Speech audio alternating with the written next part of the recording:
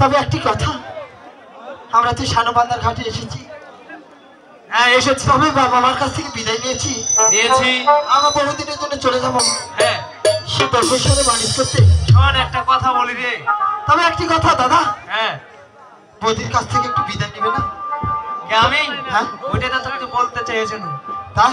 হ্যাঁ তাহলে শোন, তোর বদিক থেকে আমি একটু বিদায় নিলি। হ্যাঁ হ্যাঁ কিছু করিস না। হ্যাঁ আচ্ছা, আমি কিছু মনে করবো না। ওরে শীত